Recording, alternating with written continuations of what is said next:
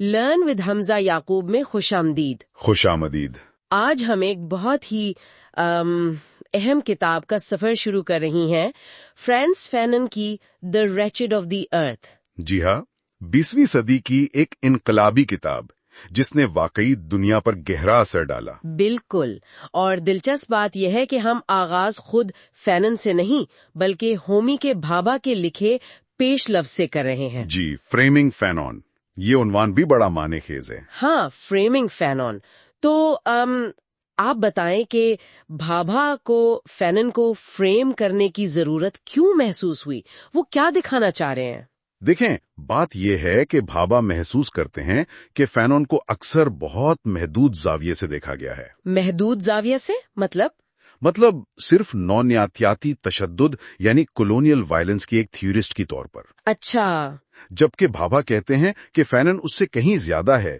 وہ اس پیش لفظ میں فینن کا صرف تعارف نہیں کرواتے، وہ انہیں ایک نیا فریم، ایک نیا تناظر دیتے ہیں۔ تو کیا نیا تناظر ہے یہ؟ کیسے مختلف ہے یہ پہلے کی سمجھ سے؟ بھابھا دراصل فینن کی شخصیت کے کئی پہلو اجاگر کرتے ہیں۔ وہ کہتے ہیں فینن صرف تشدد کے نظریہ دان نہیں، وہ آزادی کے فلسفی ہیں۔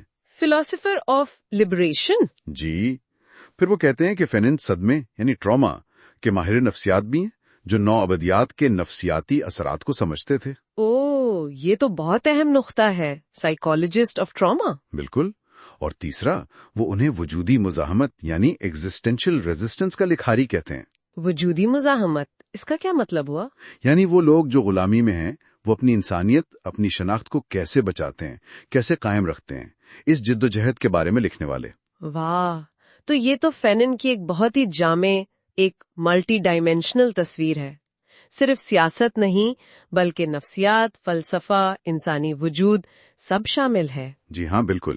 بھابھا یہی چاہتے ہیں کہ ہم فینن کی سوچ کی اس گہرائی اور وسعت کو سمجھیں، اور یہ بھی کہ یہ صرف ماضی کی بات نہیں ہے۔ اس پر کیا کہتے ہیں؟ بھابھا کا استدلال یہ ہے کہ نو آبادیات کے جو زخم ہیں وہ آج بھی تازہ ہیں۔ کن شکلوں میں؟ عالمی سیاست میں، شناخت کے بحرانوں میں، نسل پرستی میں۔ وہ کہتے ہیں جن نفسیاتی اور سماجی مسائل کی نشاندہی فینن نے کی تھی وہ آج بھی موجود ہیں۔ اچھا، جیسے وہ احساس کمتری یا حاکموں کا غیر انسانی رویہ؟ جی بالکل، ویسی ہی چیزیں۔ تو بھابھا زور دیتے ہیں کہ فینن کو ماضی کی آواز سمجھ کر نہ پڑھا جائے، بلکہ آج کی دنیا کو سمجھنے کے لیے ایک رہنما کے طور پر پڑھیں۔ یہ جو ہماری دنیا ہے، بکھری ہوئی، غیر مساوی، جہاں لوگ آج بھی اپنی عزت نفس کے لیے لڑ رہے ہیں۔ تو گویا فینن کو پڑھنا ایک طرح سے اپنے آپ کو، اپنے سماج کو اور دنیا میں جاری کشمکش کو سمجھنے جیسا ہے۔ ہاں، اور اسی لیے بھابھا ڈی کولونائزیشن کو صرف سیاسی آزادی نہیں سمجھتے۔ فینن کے نزدیک یہ ایک ذہنی اور ثقافتی آزادی کا عمل بھی تھا، یعنی غلامی کی سوچ سے آزادی۔ بالکل، اپنے اوپر مسلط کردہ خیالات سے، اس احساس کمتری سے نجات، اور یہ ایک مسلسل عمل ہے۔ تو یہ پیش لفظ فریمنگ فینن ایک طرح سے ہمیں تیار کرتا ہے اس گہری اور کبھی کبھی مشکل کتاب کے لیے۔ یقینی طور پر یہ ایک دروازہ ہے۔ یہ ہمیں بتاتا ہے کہ ہم آگے کیا پڑھنے والے ہیں، صرف ظلم کی داستان نہیں بلکہ اس کے نفسیاتی نتائج اور سیاسی بیداری کی کہانی بھی۔ صحیح، یہ فینن کے انقلابی ویژن تک پہنچنے کا ایک راستہ ہے۔ جی، تو ہومی کے بھابھا کے اس پیش لفظ فریمنگ فینن پر اس گفتگو کے لیے آپ کا شکریہ۔ یہ واقعی دی ریچڈ آف دی ارتھ کو سمجھنے کے لیے ایک بہترین نقطۂ آغاز ہے۔ شکریہ۔ اور بھابھا ہمیں یہی یاد دلاتے ہیں کہ فینن صرف نو آبادیاتی نظام کے خلاف غصے کی علامت نہیں ہے، بلکہ وہ ایک ایسے مفکر ہیں جو ہمیں سخت سچائیوں کا سامنا کرنے پر مجبور کرتے ہیں، تشدد کے بارے میں، تاریخ کے بارے میں، اور خود ہمارے اپنے بارے میں۔ ہاں، یہ بات میں نے بھی محسوس کی۔ اس پیش لفظ کو پڑھتے ہوئے لگتا ہے کہ فینن کی آواز آج بھی گونج رہی ہے۔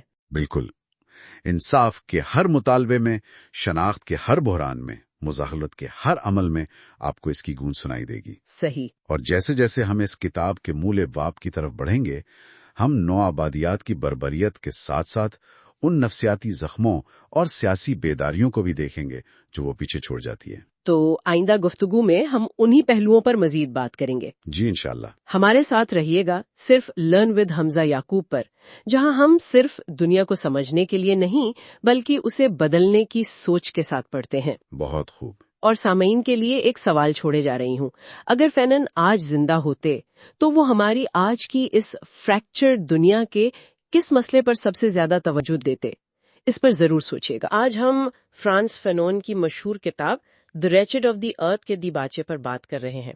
اور یہ دیباچہ لکھا ہے ژان پال سارٹرے نے، جو خود فرانسیسی وجودی فلسفی، مصنف اور سیاسی کارکن تھے. بالکل. ایک بہت بڑی شخصیت. جی. اور یہ کوئی آپ کہہ لیں عام سا تعارف نہیں ہے. سارٹرے شروع سے ہی بہت جارحانہ انداز اپناتے ہیں. ہاں بالکل. وہ سیدھا یورپ کی نوآبادیاتی طاقتوں سے مخاطب ہیں. اور الزام بھی صرف معاشی نہیں، وہ کہتے ہیں کہ یہ روحانی اور نفسیاتی تباہی ہے. زبان بہت سخت، بے لاگ، قاری کو جھنجھوڑ دینے والی. صحیح کہا.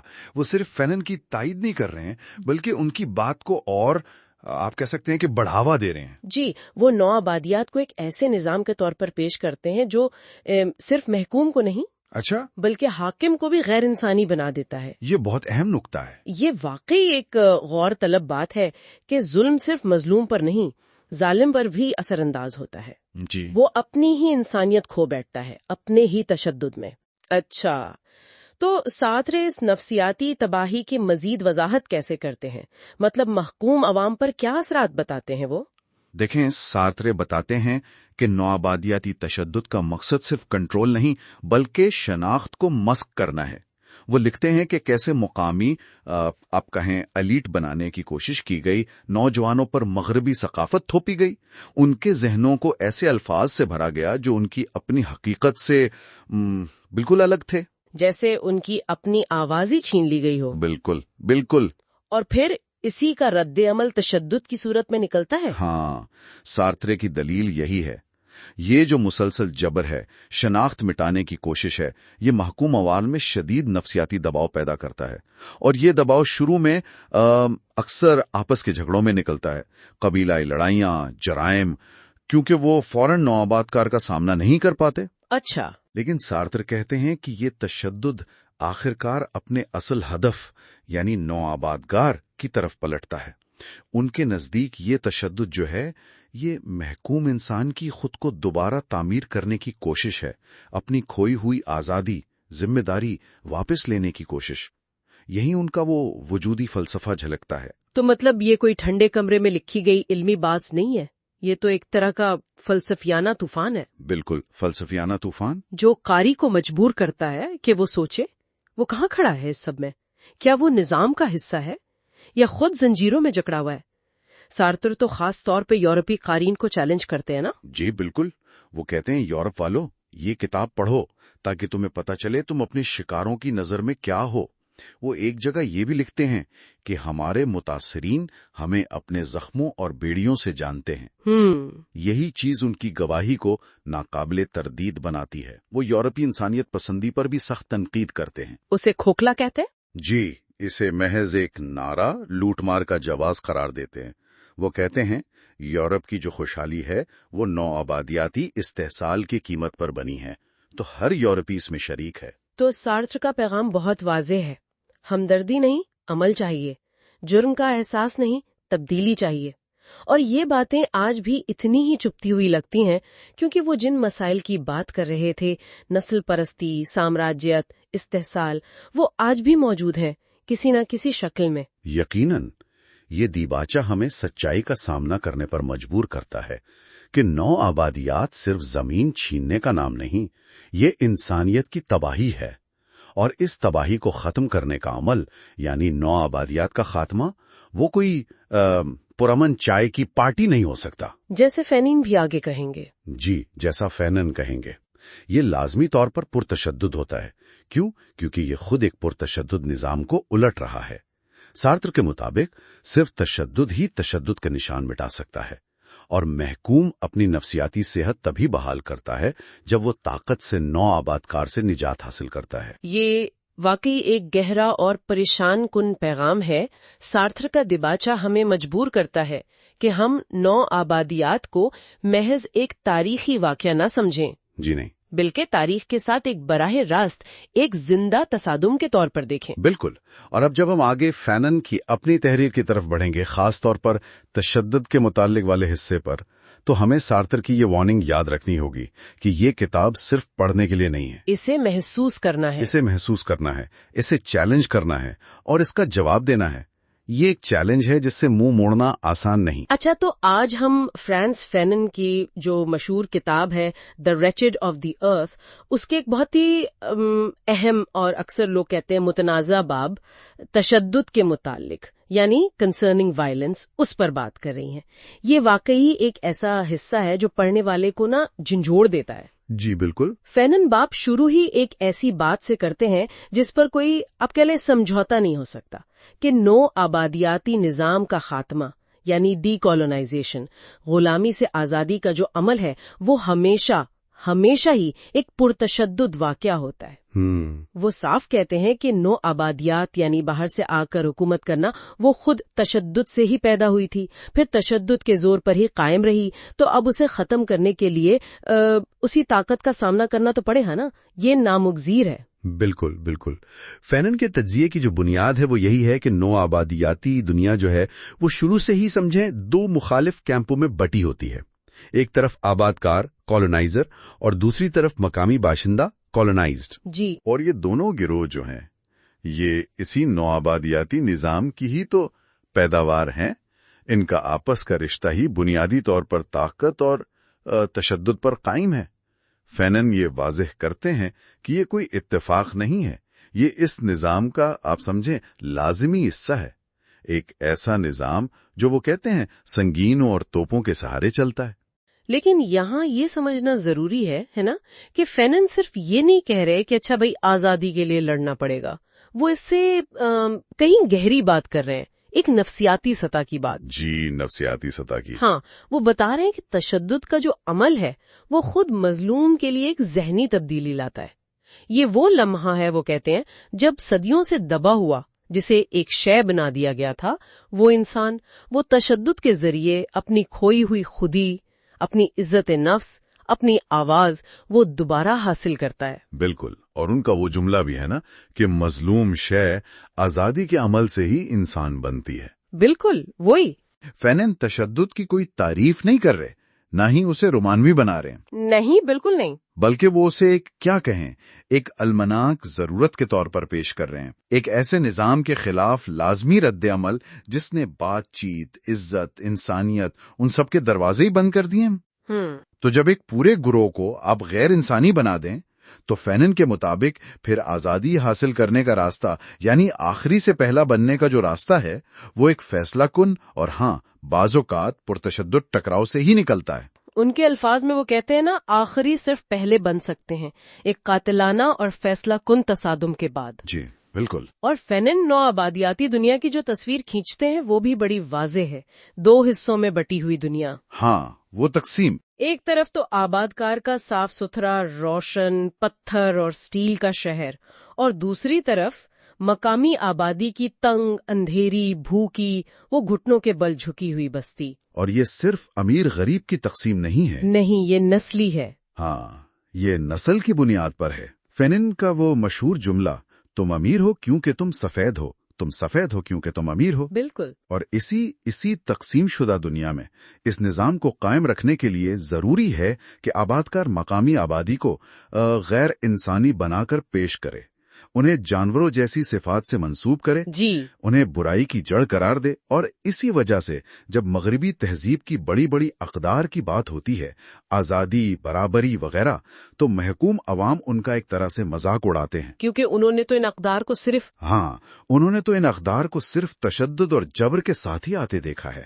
یہ اقدار ان پر زبردستی مسلط کی گئیں، ان کی اپنی تہذیب کو کمتر بتا کر۔ تو یہ باب تشدد کے متعلق یہ ایک طرح سے باقی پوری کتاب کے لیے آپ کہیں سر قائم کرتا ہے۔ بہت بے لوگ ہے، پریشان کن بھی ہے، اور مکمل طور پر ایماندار ہے۔ یہ واقعی سوچنے پر مجبور کرتا ہے۔ جی ہاں، فینن یہ سوال نہیں پوچھ رہے کہ تشدد ٹھیک ہے یا غلط، اچھا ہے یا برا۔ وہ اس سے زیادہ بنیادی سوال اٹھا رہے ہیں۔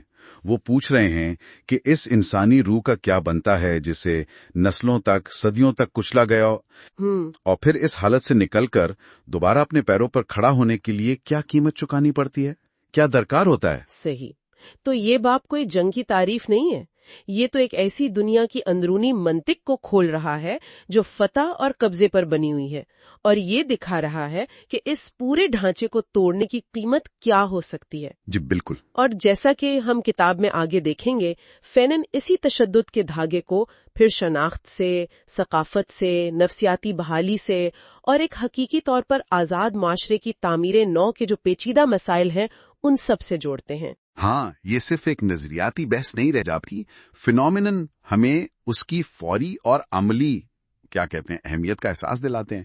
تو ہمارے ساتھ اس گہرائی میں اترتے رہیے جہاں ہم صرف خیالات نہیں پڑھ رہے بلکہ ان کی ضرورت اور ان کی جو اہمیت ہے اسے محسوس بھی کر رہے ہیں۔ آج ہم فرانسس فینن کے خیالات کی گہرائی میں اتر رہے ہیں، خاص طور پر ان کا جو تجزیہ ہے انقلابی تحریکوں کے بالکل شروع کے لمحات پر۔ جی، ہم ان ذرائع کو دیکھ رہے ہیں جو بتاتے ہیں کہ کیسے اکثر انقلاب کسی حکمت عملی سے نہیں بلکہ ایک شدید، ایک بے ساختہ جذبے سے شروع ہوتا ہے۔ اسے فینن سپونٹینٹی کہتے ہیں۔ جی بالکل، یہ ایک آپ کہیں بہت اہم بات ہے۔ فینن یہاں بغاوت کی اس بالکل ابتدائی خالص توانائی کو پکڑنے کی کوشش کرتے ہیں۔ اچھا، وہ لمحہ جب مظلوم عوام صدیوں کے ظلم کے بعد اچانک اٹھ کھڑے ہوتے ہیں اور ان کے پاس کوئی واضح منصوبہ نہیں ہوتا، کچھ نہیں، صرف اپنا درد، اپنا غصہ اور ایک آزادی کی فطری تڑپ ہوتی ہے۔ ٹھیک، تو یہ جو بے ساختگی ہے یا سپونٹینٹی، یہ ناقابل یقین حد تک طاقتور تو ہے، لیکن فینن ہمیں یہ بھی بتاتے ہیں کہ یہ نازک بھی بہت ہے۔ نازک؟ ہاں۔ اچھا، مطلب اگر یہ اتنی طاقتور ہے تو پھر اس میں کمزوری یا خطرہ کہاں سے آیا؟ دیکھیں، کمزوری اس کے بے سمت ہونے میں ہے۔ فینن خبردار کرتے ہیں کہ اگر اس توانائی کو، اس جذبے کو کوئی منظم قیادت نہ ملے، کوئی سیاسی شعور نہ ملے تو یہ بہت جلد الجھن کا، انتشار کا شکار ہو سکتی ہے۔ یہ اس سے بھی برا یہ کہ ایسی قوتیں اسے اپنے مقاصد کے لیے استعمال کر سکتی ہیں جن کا عوام کی اصل آزادی سے کوئی لینا دینا ہی نہیں ہے۔ اچھا، تو اس کا مطلب یہ ہوا کہ فینن مظلوم عوام پر کوئی تنقید نہیں کر رہے، وہ بس ایک پروسیس بتا رہے ہیں۔ بالکل بالکل، یہ تنقید ہرگز نہیں، یہ تو تجزیہ ہے۔ فینن انقلاب کے ارتقاء کو سمجھا رہے ہیں کہ یہ سفر کیسے ہوتا ہے، ایک فطری جبلت سے شروع ہو کر منظم جدوجہد تک کیسے پہنچتا ہے۔ ایک آگ جو اچانک بھڑک اٹھتی ہے وہ معاشرے کی حقیقی تبدیلی تک کا راستہ کیسے طے کرتی ہے۔ تو یعنی غصے سے آزادی تک کا جو راستہ ہے اس کے لیے وضاحت اور اتحاد ضروری ہے۔ جی ہاں بالکل، فینن کے نزدیک یہ راستہ سیدھا نہیں ہے، اس میں وضاحت بھی چاہیے اور اتحاد بھی، شعور چاہیے۔ خلاصہ یہی ہے کہ یہ جو باب ہے بے ساختگی کی عظمت اور کمزوری، یہ ایک بڑا آپ کہیں تکلیف دہ تضاد سامنے لاتا ہے۔ وہ کیسے؟ وہ ایسے کہ جو آگ انقلاب کو بھڑکاتی ہے وہی آگ اسے جلا بھی سکتی ہے، ختم بھی کر سکتی ہے، اگر اسے سیاسی بیداری اور ایک مشترکہ اجتماعی ویژن کی رہنمائی حاصل نہ ہو، سمت نہ ملے۔ تو فینن ہمیں یہ سکھا رہے ہیں کہ اس بے ساختہ عوامی طاقت کا احترام تو کریں مگر اس کی لمٹس کو بھی سمجھیں۔ بالکل، اس کی حدود کو سمجھنا بہت ضروری ہے، کیونکہ اگر تنظیم نہیں ہے، ڈھانچہ نہیں ہے، شعور نہیں ہے تو پھر انقلاب خطرہ مول لیتا ہے کہ وہ انہی پرانے نظاموں کو، انہی ہائرارکیز کو شاید کسی نئی شکل میں دوبارہ پیدا کر دے جنہیں وہ ختم کرنے نکلا تھا۔ یہ تو بہت اہم نقطہ ہے۔ جی، یہ باب دراصل ایک طرح سے انقلابی ذمہ داری کی بنیاد رکھتا ہے۔ یہ یاد دلاتا ہے کہ حقیقی آزادی نہ صرف ایک دھماکہ نہیں ہے بلکہ ایک صبر آزما تعمیر نو کا عمل ہے، ایک ری بلڈنگ ہے۔ تو اس کے لیے تیاری اور شعور لازمی ہے، ناگزیر ہے۔ عوام کو منظم کرنا، ان کی سیاسی تربیت اور جدوجہد کے جو حتمی مقاصد ہیں انہیں بالکل واضح رکھنا۔ اچھا، تو اگلے مرحلے میں ہم دیکھیں گے کہ قومی شعور خود کیسے ایک دو دھاری تلوار بن سکتا ہے۔ جی، جو وعدوں سے بھرا بھی ہے لیکن اس میں اپنے خطرات بھی پوشیدہ ہیں۔ تو فینن کے خیالات کے اس گہرے مطالعے میں ہمارے ساتھ رہیے۔ آج ہم ایک بہت ہی نازک مرحلے کا جائزہ لے رہے ہیں۔ یہ وہ وقت ہے جب کوئی قوم نو آبادیاتی حکمرانی سے آزاد تو ہو جاتی ہے لیکن آپ کہہ لیں حقیقی آزادی تک پہنچنا ابھی باقی ہوتا ہے. جی بالکل، یہ بڑا امیدوں بھرا بھی ہوتا ہے اور خطروں سے بھرا بھی. فرینڈز، فینن اسی کو قومی شعور کا نام دیتے ہیں. قومی شعور؟ ہاں، اور وہ خبردار کرتے ہیں کہ یہ راستہ نا وہ بڑے خطرناک وہموں سے بھرا ہو سکتا ہے. وہم؟ کس قسم کے وہم؟ سب سے بڑا فریب شاید یہ ہے کہ جو نیا مقامی حکمران طبقہ آتا ہے وہ عوام کی حکومت بنانے کے بجائے اکثر کیا کرتا ہے کہ وہ پرانے نو آبادیاتی آقاؤں کی ہی نقل شروع کر دیتا ہے. اوہ اچھا، مطلب صرف چہرے بدل جاتے ہیں، گوروں کی جگہ اپنے لوگ آ جاتے ہیں. لیکن نظام ویسا ہی رہتا ہے، جبر، استحصال. بالکل بالکل وہی بات. اور فینن کا تجزیہ صرف سیاسی نہیں ہے، یہ مطلب بہت گہرا نفسیاتی اور سماجیاتی مطالعہ ہے کہ کیسے بڑے بڑے انقلاب بھی اپنے اصل مقصد سے ہٹ سکتے ہیں. تو یہ صرف لیڈرشپ کا مسئلہ نہیں بلکہ شاید معاشرے کی اپنی کمزوریاں بھی ہیں. یقیناً فینن ہمیں یہ سوال پوچھنے پر مجبور کرتا ہے کہ بھئی حقیقی آزادی دکھتی کیسی ہے؟ کیا صرف باہر والوں کو نکال دینا کافی ہے یا طاقت کا پورا نظام، اس کی منطق، سب کچھ بدلنا ضروری ہے؟ یہ تو بہت بہت بنیادی سوالات ہیں، خاص طور پر ان معاشروں کے لیے جو نو آبادیات کے بعد خود کو یوں سمجھیں دوبارہ بنا رہے ہیں. ہاں، اور فینن اس میل حکمران کلاس کو قومی بورژوازی کہتا ہے. لیکن یہ وہ مغرب والی بورژوازی نہیں ہے، یہ ایک وہ کہتے ہیں پسماندہ بورژوازی ہے. اس کی اپنی کوئی معاشی یا پیداواری طاقت نہیں ہوتی. یعنی یہ کوئی نئی چیز ایجاد نہیں کرتے، صنعتیں نہیں لگاتے؟ نہیں، بالکل نہیں. ان کی ساری توانائی آپ کہہ لیں بیچ کی سرگرمیوں میں لگتی ہے. تجارت، کمیشن، نیٹ ورکنگ، سازشیں. ذہنیت صنعت کار والی نہیں، دکاندار والی. اچھا. تو جو ایجاد وہ نہیں لیتا، وہ کہتا ہے یہ انجام سے شروع کرتے ہیں، پیدا ہوتے ہی بوسیدہ ہیں. یہ تو بڑی سخت بات ہے. تو ان کا اصل مقصد کیا ہوتا ہے؟ قوم بنانا یا کچھ اور؟ فینن کے مطابق تو ان کا بنیادی مقصد ہوتا ہے کہ نو آبادیاتی دور کی جو مراعات تھی نا وہ بس اپنے قبضے میں لے لیں. نیشنلائزیشن کا نعرہ لگتا ہے، لیکن اصل میں اس کا مطلب یہ نہیں ہوتا کہ معیشت قوم کی خدمت کرے گی. تو پھر کیا مطلب ہوتا ہے؟ مطلب یہ کہ جو کمپنیاں، عہدے، جائیدادیں پرانے آقا چھوڑ گئے ان پر بس قبضہ کر لو. اوہو. اصل میں تو یہ طبقہ دیکھیں مغربی سرمائے کے لیے ایک راستے کا کام کرتا ہے، نیو کالونیلزم جسے کہتے ہیں. اچھا، یعنی باہر کے مفادات کو ملک میں لانا اور ملک کے وسائل باہر بھیجنا. بالکل. اور یہ صنعتی ترقی کے بجائے وہی پرانی چیزیں، کچا مال، مونگ پھلی، کپاس، زیتون، انہی کو فروغ دیتے ہیں کیونکہ ان کا اپنا فائدہ اسی میں ہے، مقامی دستکاری وغیرہ. اور اس سب کا نتیجہ کیا نکلتا ہے عوام کے لیے، ملک کے لیے؟ نتیجے بہت بہت تباہ کن ہوتے ہیں. یہ طبقہ تو تیزی سے امیر ہو جاتا ہے، پیسہ باہر کے بینکوں میں، یہاں بڑی گاڑیاں، بنگلے، عیاشی. لیکن عوام کی اکثریت وہیں غربت میں رہتی ہے. فینون تو ایک جگہ بڑی تلخ بات کہتا ہے کہ یہ طبقہ ملک کو یورپ کا قہوہ خانہ بنا سکتا ہے، مطلب سیاحت وغیرہ کے نام پر غیر ملکیوں کی تفریح. اللہ، یہ تو سماجی سطح پر بھی پھر انتشار لاتا ہوگا. اتحاد کا کیا بنتا ہے؟ بالکل. وہ جو شروع کا قومی اتحاد ہو جائے نا آزادی کے وقت، وہ جلدی ٹوٹ جاتا ہے. قوم پرستی پہلے تنگ نظری بنتی ہے، پھر نسل پرستی تک پہنچ جاتی ہے. مثال کے طور پر جیسے آئیوری کوسٹ میں ڈاہومین لوگوں کے خلاف، سینیگال میں سوڈانیوں کے خلاف ہوا. قبائلی علاقائی تعصبات واپس آ جاتے ہیں. کانگو میں کٹنگا کا مسئلہ، جنوبی کسائی کا مسئلہ. مذہبی جھگڑے شروع ہو جاتے ہیں. وہ جو ایک بڑا افریقی اتحاد کا خواب تھا وہ بکھر جاتا ہے. اور سیاسی طور پر جمہوریت آتی ہے یا آمریت؟ فینن کہتا ہے کہ یہ کمزور برجوازی اکثر آمریت کا سہارا لیتی ہے. ایک پارٹی کا نظام بنا دیا جاتا ہے، لیکن وہ پارٹی عوام کی نمائندگی نہیں کرتی، ان کو کنٹرول کرتی ہے. یعنی پارٹی ایک دیوار بن جاتی ہے لیڈر اور عوام کے بیچ. ہاں، اور وہ جو آزادی کا ہیرو تھا وہ اب ایک مفاد پرست ٹولے کا سربراہ بن جاتا ہے. وہ ماضی کی کہانیاں سنا کر لوگوں کو بہلاتا رہتا ہے تاکہ وہ اصل تبدیلی نہ مانگیں. اور معیشت جمود کا شکار ہو جاتی ہے. ملک آگے بڑھنے کے بجائے پرانی طاقتوں پر اور زیادہ منحصر ہو جاتا ہے. یہ تو بہت ہی مایوس کن تصویر ہے. کیا فینن کوئی حل بھی بتاتا ہے، کوئی متبادل راستہ؟ ہاں. فینن صرف مسئلہ بتا کر نہیں چھوڑتا. وہ کہتا ہے کہ اس قومی بورژوازی کا اصل انقلابی فرض کچھ اور تھا.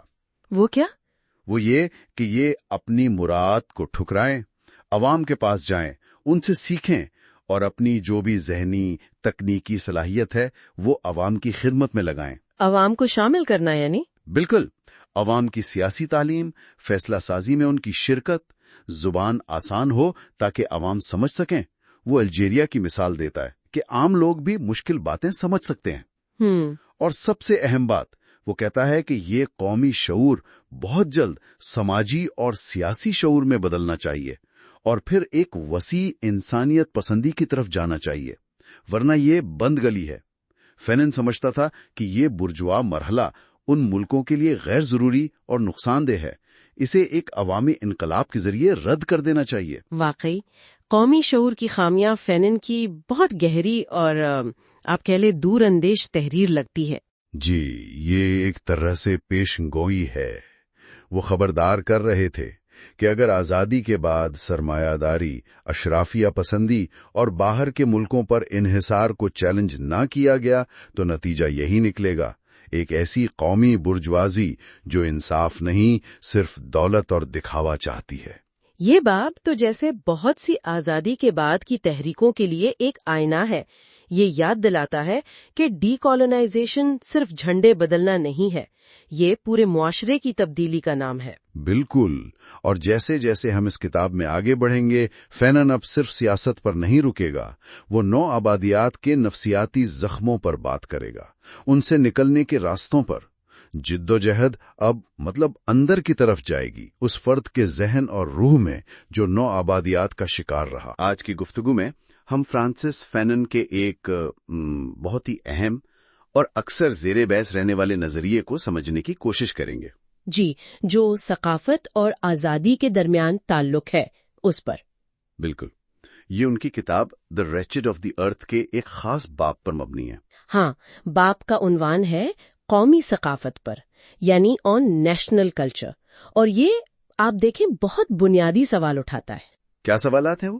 جیسے کہ نو آبادیاتی نظام میں لوگوں کی شناخت کا کیا بنتا ہے، ان کی پہچان کیسے متاثر ہوتی ہے، اور شاید اس سے بھی اہم بات یہ کہ جب وہ آزادی کے لیے لڑ رہے ہوتے ہیں تو اس جد و جہد کے دوران ثقافت کیسے بدلتی ہے، کیا نئی شکلیں لیتی ہے۔ اچھا، تو فینن کا جو مرکزی خیال ہے وہ یہ کہ ثقافت کوئی پرانی چیزوں کا ذخیرہ نہیں ہے جو بس پڑا رہے۔ جی نہیں، بالکل نہیں، کوئی میوزیم نہیں ہے۔ ہاں، بلکہ ایک جیتا جاگتا، ایک متحرک میدان جنگ ہے، ایک ایسی جگہ آپ کہہ لیں جہاں ظلم کے خلاف آواز اٹھائی جاتی ہے، مزاحمت ہوتی ہے، اور جہاں اپنی کھوئی ہوئی عزت، اپنا وقار واپس حاصل کرنے کی کوشش کی جاتی ہے۔ جی، اور وہ اس سارے عمل کے مختلف مراحل بتاتی ہیں۔ شروع میں وہ کہتی ہیں ایک مرحلہ آتا ہے نوآبادکار کی قدروں، ان کی تہذیب کی نقل کرنے کا۔ اچھا، ان جیسا بننے کی کوشش۔ جی بالکل۔ پھر ایک رد عمل کا مرحلہ آتا ہے جہاں ماضی کی طرف شدت سے لوٹا جاتا ہے، کبھی کبھی اسے بہت آئیڈیلائز بھی کیا جاتا ہے۔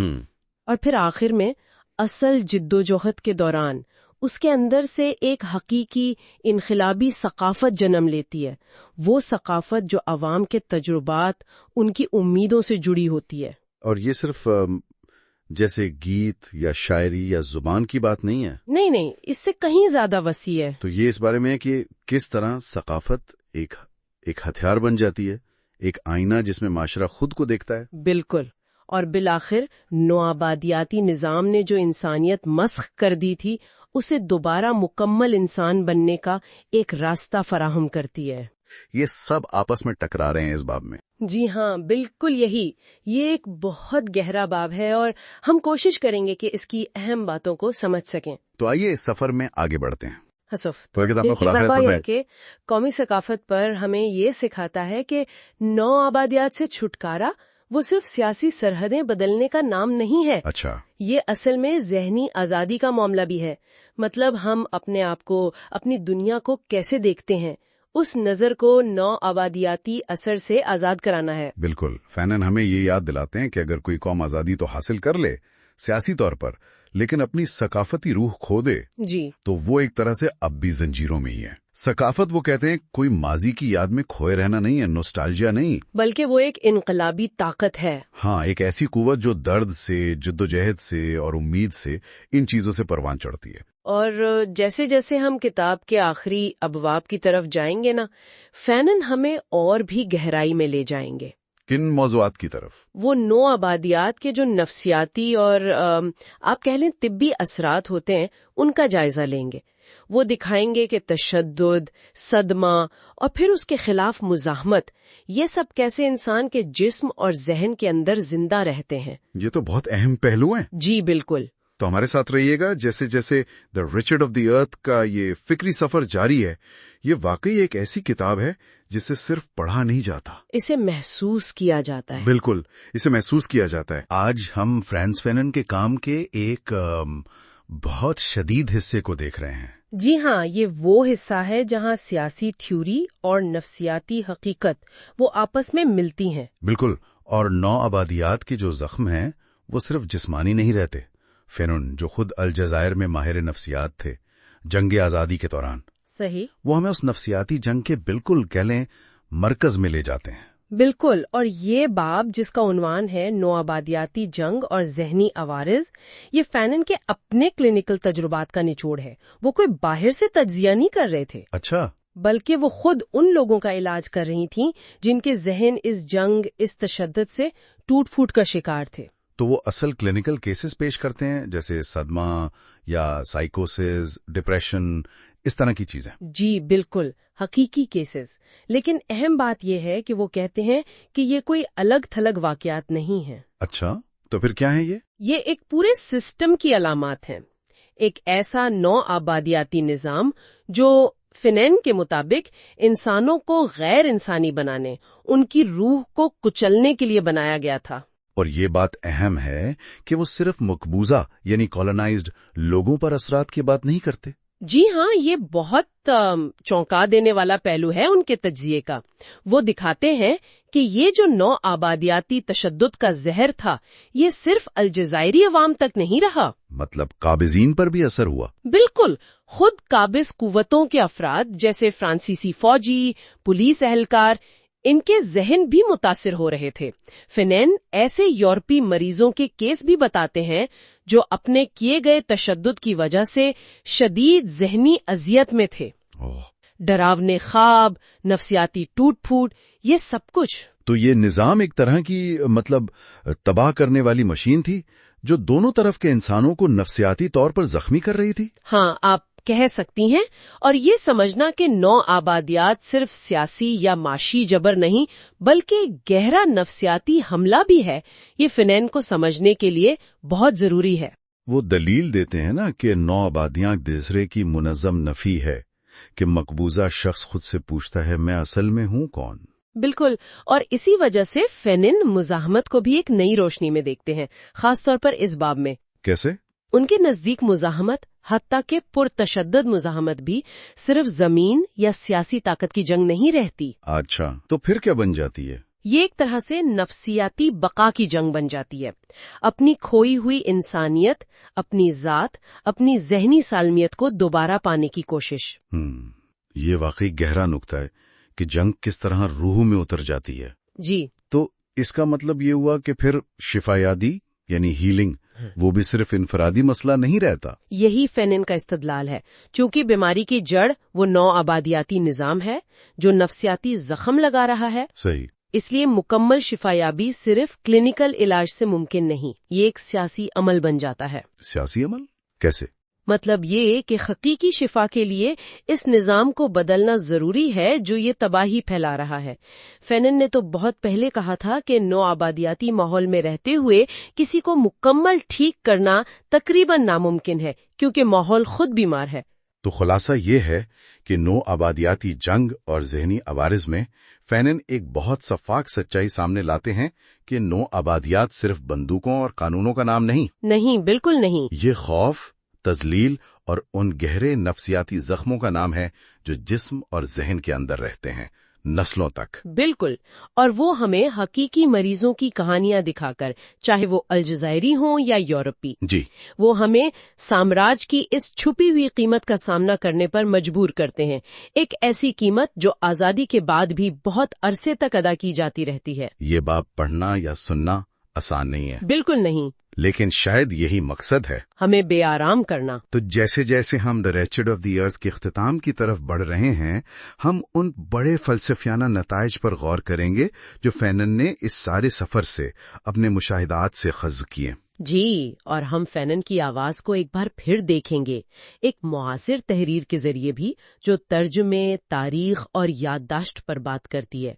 ये समझना जरूरी है कि फैनन के मुताबिक मकबूजा अफराद की नफ्सियाती टूट फूट कोई हादसा नहीं बल्कि निजाम का हिस्सा है। बिल्कुल, उस निजाम के फाल रहने का एक लाजमी जुज। हमारे साथ रहें अगले तज्जिये में, जब हम इस इनकलाबी मतन को उसकी गहराई और आज की अहमियत के साथ इख्तिकाम तक पहुंचाएंगे। तो आज हम फ्रांस फैनन की किताब द रेचर्ड ऑफ द अर्थ के बिल्कुल इख्तितामी हिस्से पर बात करें। जी हाँ, इसका कंक्लूजन। बिल्कुल, और साथ ही रिचर्ड फिलूकल का वो मजमून भी जेरे बहस है, on रीट्रांसलेटिंग Fanon, retrieving a lost voice. तो हमारे पास एक तरफ फैनन के वो आखिरी बड़े ताकतवर अल्फाज हैं, और दूसरी तरफ उनके मुतर्जिम फिलूकल के ख्यालात कि उन अल्फाज को कैसे समझा और पेश किया गया है। जी, मकसद यही है कि फैनन के इस आखिरी चैलेंज को समझे, और ये भी कि उनकी आवाज की वो जो शिद्दत है उसको बरकरार रखना क्यों जरूरी है। बिल्कुल। और देखें, फैनन का इख्तितामिया कोई जश्न नहीं मनाता, वो एक तरह की वार्निंग है, एक तनबीह। अच्छा, किस किस्म की तनबीह? वो साफ कहते हैं कि भाई, सिर्फ झंडा बदल लेना, सियासी आजादी ले लेना काफी नहीं है। हकीकी आजादी मतलब डीकॉलोनाइजेशन, इसका तकाजा है कि सब कुछ नए सिरे से बनाया जाए, नई माईशत, नई अखलाकियात, इंसान का एक नया तस्वुर। और खास तौर पर वो यूरोप की नकल से बचने को कहते हैं ना। बहुत ज्यादा जोर है उस पर। वो समझते हैं कि यूरोप ने इंसानियत को मायूस किया है अपनी तारीख की वजह से, इस्तेहसाल, वो मुनाफकत जो वो अपनी तरक्की के नाम पर करते रहे। सही, और यहीं पर मेरा ख्याल है फेलकॉक्स का मजमून बहुत अहम हो जाता है। जी बिल्कुल। वो बताते हैं कि कैसे तर्जुमा फैनन के पैगाम की वो जो एक फौरी जरूरत का एहसास है उस पर असर डालता रहा है। फैनन की आवाज वो खरी, बेबाक, कभी शायराना, मगर हमेशा सीधी चोट करने वाली, क्या वो पहले तर्जुमों में कहीं गुम हो गई थी? फैनन का बुनियादी नुक्ता यही है। वो कहते हैं कि जो पहला अंग्रेजी तर्जुमा था, शायद गैर इरादी तौर पर ही सही, उसने फैनन की तहरीर की वो जो काट थी, वो तलखी, वो फौरीपन, उसको थोड़ा कम कर दिया। अच्छा, कैसे? मतलब अल्फाज के इंतखाब से? अल्फाज का इंतखाब भी, और शायद उससे ज्यादा लहजा। फैनन की फ्रांसीसी में एक बेचैनी है, एक बराह रास्त मुखातिब करने का अंदाज है जो कारी को यूं समझें झिंझोड़ता है। फिलकोक्स को लगता है कि पुराने तर्जमे ने उन्हें एक थ्योरिस्ट, एक दानिश्वर तो बना दिया, लेकिन वो जो इनकलाबी पुकार थी वो दब गई। वो शायद इतनी शिद्दत से सामने नहीं आई। फिलकुक्स की कोशिश इसी आवाज के लहजे, उसकी ताल, उसके पीछे जो जज्बा था, उसे वापस लाने की है। ये तो वाकई बहुत अहम बात है, खास तौर पर फैनन के आखिरी पैगाम को देखते हुए, जो किसी हल पर नहीं बल्कि एक बहुत बड़े चैलेंज पर खत्म होता है। जी हाँ, एक पूरी नई दुनिया बनाने का चैलेंज। सिर्फ हुक्मरान नहीं बदलने, बल्कि इक़दार, ताल्लुकात, ताकत के निजाम को बदलना है। वो जब नए इंसान और नई तारीख की बात करते हैं तो उससे क्या मुराद लेते हैं वो? मेरा ख्याल है नया इंसान से मुराद वो फर्द है जो नवाबादियाती निजाम की बनाई हुई ऊंच नीच और खास तौर पर यूरोपी मरकजियत उससे आजाद हो। अच्छा, एक ऐसा इंसान जो अपनी शिनाख्त, अपनी तारीख खुद बनाए, ना कि यूरोप की नाकामियों के आईने में खुद को देखे। ये माजी से एक तरह का आप कह लें मुकम्मल नाता तोड़ने की बात है, और एक बिल्कुल नई सिमत में जाने की। बिल्कुल। फैनन का इसरार है कि तीसरी दुनिया को यूरोप की भुंडी नकल नहीं बनना, बल्कि इंसानियत के लिए एक नया रास्ता, एक नया बाब लिखना है। और ये सिर्फ 1961 की बात नहीं लगती, आज भी ये चैलेंज उतना ही जिंदा है शायद। यकीनन, आज भी दुनिया में जहां जहां इंसाफ, वकार, हकीकी आजादी की जद्दोजहद हो रही है, वहां फैनन की आवाज गूंजती महसूस होती है। जी, फुलकोक्स भी तो यही कहते हैं अपने मजमून में कि फैनन की बातें आज भी उतनी ही मुताल्लिका हैं, चाहे फलस्तीन का मसला हो या कोई और जद्दोजहद। बिल्कुल, और यहीं फिर तर्जुमे की अहमियत सामने आती है जो फुलकोक्स ने उठाई। जी, कि जुबान गैर जानिबदार नहीं है।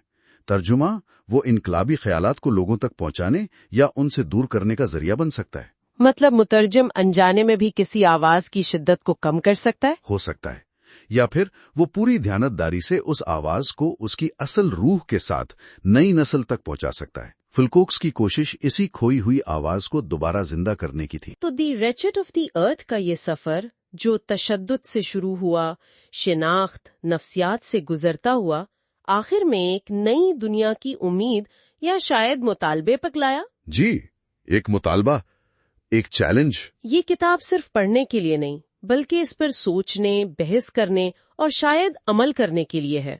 यकीनन, ये बेचैन करने वाली किताब है, ये आपको आराम से बैठने नहीं देती।